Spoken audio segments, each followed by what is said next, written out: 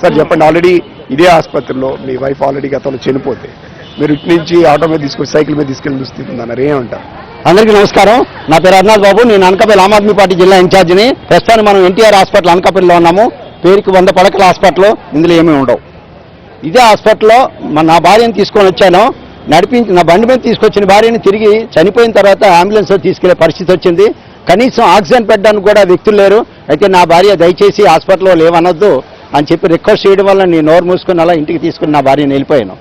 కానీ హాస్పిటల్ మాత్రం 2020లో ఏసీబీ సోదాలు జరిగాయి. అప్పుడు కొంతమంది మీద చర్యలు తీసుకున్నారు అధికారులు. ఆ ఫైల్ ఇప్పటివరకు కూడా మూవ్ అవ్వలేదు. ఇప్పుడు కూటమి ప్రభుత్వం దాన్ని మూవ్ చేసింది కాబట్టి ఆ 22 మంది వ్యక్తుల మీద కూడా తప్పనిసరిగా చర్య తీసుకోవాలి. వాళ్ళు ఎక్కడికి వెళ్ళిపోయినా సరే ఈ చర్యకి వాళ్ళు బాధ్యులు కాబట్టి వాళ్ళ మీద తప్పకుండా చర్య తీసుకోవాలి. అంతేకాదు గ్రామీణ ప్రాంతాల ప్రజలందరికీ ఈ హాస్పిటల్ చూడగానే ఎంతో ధైర్యం, కానీ ఈ హాస్పిటల్ రాగానే జల్లు మన గుండె జారిపోయే విధంగా కేజీహెచ్కి వెళ్ళిపోయిన మాత్రం చక్కగా చీటీ రాసిస్తారు.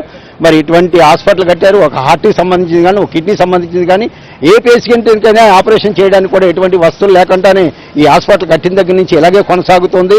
పేరుకే 100 పడకల హాస్పిటల్. ఎటువంటి చర్యలు కూడా ఇందులో ప్రజలకి ఎవరికి కూడా వచ్చిన వాళ్ళు కూడా హ్యాపీగా వెళ్ళిన పరిస్థితి లేదు.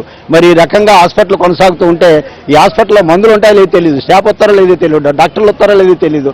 అంతా ఏదో కొనసాగుతూ వెళ్ళిపోతూనే ఉంది. నేను దీన్ని ఒకటే చెప్తాను, స్థానిక ఎమ్మెల్యే గారు, మీరు నిజంగా ఈ అనకాపల్లి హాస్పిటల్ బాగుపడాలంటే ప్రతిరోజు 10 గంటలకల్లా మీరు హాస్పిటల్కి రండి. డాక్టర్లు ఎంతమంది వస్తున్నారు, స్టాఫ్ ఎంతమంది వస్తున్నారు, మందులు ఉన్నాయా లేదా అన్నది రెగ్యులర్గా మీరు మార్నింగ్ డ్యూటీలో పెట్టుకోవాలి. అంతేకాదు నైట్ టైం ప్రతి 2 అవర్స్కి డిఎస్పీ గారు ఒకసారి, ఎస్పీ గారు ఒకసారి, లేదా కమిషనర్ ఒకసారి, అలాగే ఎమ్మెల్యే గారు ఒకసారి, ఎంపీ గారు ఒకసారి, ప్రతి 2 అవర్స్కి ఒకసారి కానీ ఈ హాస్పిటల్ వెరిఫికేషన్ చేస్తే ఈ హాస్పిటల్ చక్కగా నడుస్తుంది. అలా మీరు ఎవరు పట్టించుకోకుండా మీ పనుల్లో మీరు ఉంటే ఇది పేరుకే హాస్పిటల్. ఈ హాస్పిటల్కి వచ్చిన ఒకటే, ఆర్ఎంపీ డాక్టర్ దగ్గరికి వెళ్ళినా ఒకటే. అటువంటి వస్తువులు లేని పరిస్థితులు ఈ హాస్పిటల్ ఉంది. పారిశుద్ధ్యం లేదు. అక్కడ బాత్రూములు చూడండి, కనీసం తుడిచి 2 ఏళ్ళు అవుద్దేమో ఆ బాత్రూములు తుడిచి. అంటే వచ్చిన వాళ్ళు ఎక్కడ యూరిన్ పాస్ చేస్తారు, ఏ గోడకో తన్ని పెడతారు. ఇంకా పారిశుద్ధ్యం ఏముంది ఇక్కడ? లోపల చూస్తే అలాగే ఉంది.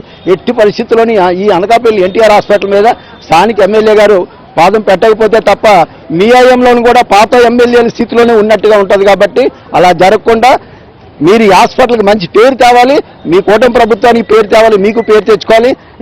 10 o'clock everyday will come to government hospital. Medicines అన్ని కూడా చెక్ చేయండి. అందరినీ చెక్ చేసి ఈ హాస్పిటల్లో క్రమబద్ధీకరణలో పెడతారని చెప్పి మిమ్మల్ని అందరూ